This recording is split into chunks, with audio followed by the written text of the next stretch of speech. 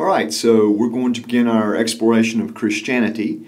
First of all, there are about 2.1 billion Christians in the world. Again, the caveat about numbers and religion, it's easy to talk about how many native English speakers there are in the world or how many Caucasians, but religion, it's difficult to define who's in a religion and not. But best guess, about 2.1 billion people. That makes Christianity the biggest religion.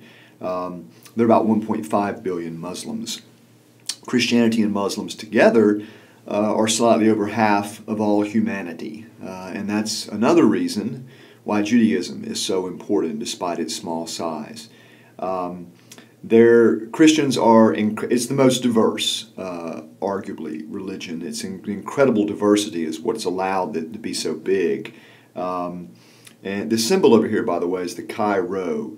I had a teacher once who said you can't take Christ out of Christmas, you shouldn't write Xmas. But in fact, this symbol is the oldest symbol of Christ and Christians and Christianity. It's the first two letters, Chi and Rho, of the Greek word Christos, or Christ.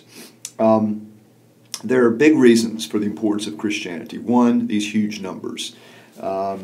2.1 billion, and really it's the dominant religion on every continent except Asia.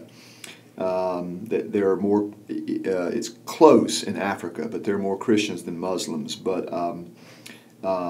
even in Asia, there are officially at least 350 million or so Christians.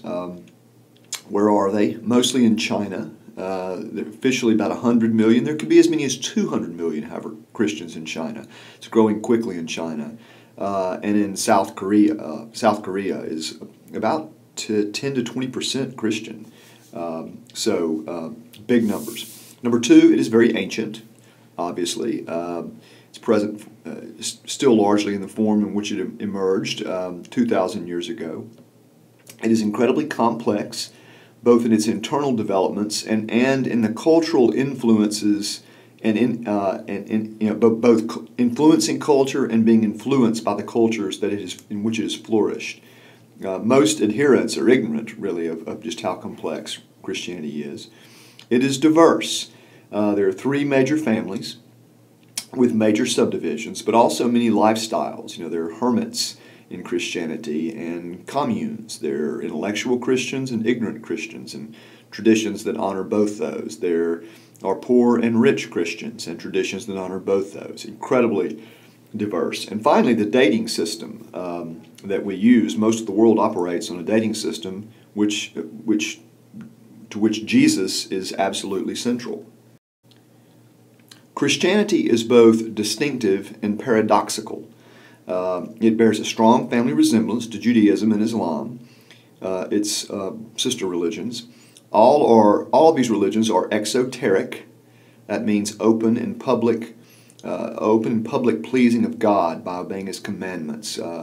Transparent, everything is clear, as opposed to esoteric, which means secret knowledge only and rituals only for the initiated. These words will become very useful soon. But they're exoteric. All of these religions have a mystical branch, mysticism, Kabbalah for Judaism, Sufism for Islam, and a very complex Christian mystical tradition from Gnosticism, which we'll talk about soon, to Quakers, modern Quakers, who practice what really is essentially a meditation. So Christianity is distinctive, however, because of Jesus Christ's divinity. All these religions are monotheistic, but Islam and Judaism have a much harder monotheism. Christian monotheism is complex, and that is a problem for Jews and Muslims. Christianity is paradoxical because of, there are a lot of paradoxes. The gap between Jesus Christ's life and subsequent Christian claims. He was an itinerant preacher who never traveled more than a few miles from his home. Ministry lasted a few years, and he was executed as a criminal. And yet, he is everything in Christian thinking and the founder of this giant religion. It is also paradoxical in the gap between Christians' claims and the way they've lived. No other religion gives more value to the idea of unity, yet is so divided. No other religion gives so much value to peace, yet has often been so warlike. No other religion values holiness, but often exemplifies corruption in many forms. Christianity is sort of set up, unfortunately, to be hypocritical. We'll talk about that, but it is full of paradoxes.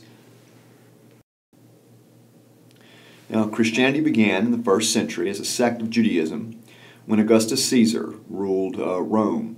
Some knowledge of both Judaism and the Roman Empire will help understanding of how the religion emerged the way it did. The Mediterranean Sea was a Roman lake. You can see from this map why. Much of the Roman world shared a common language and intellectual culture, combining Greco-Roman philosophy and religion. When Christian missionaries began to spread the gospel, they did so within the matrix of the Roman Empire. In addition to native languages, government and business leaders of the Roman world spoke Greek. Even upper-class Romans, it was considered sort of the classy language, and so Greek was sort of a unifying factor. The world of 1st century Rome was politically stable. Romans were sometimes cruel, but established a relative peace, the Pax Romana. There were no major international wars in this period. It is important to understand that this world, this 1st century Roman world, had no major religious commitment.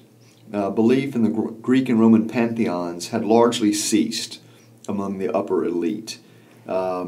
People were therefore spiritually hungry. Some sought out astrology. Others turned to new cults that formed on the basis of Eastern religions. These were the so-called mystery religions. One of them is Mithraism, developed from Persian thought. It became very popular in the reign of Nero and was adopted by the Roman military. And so went wherever the Roman military did.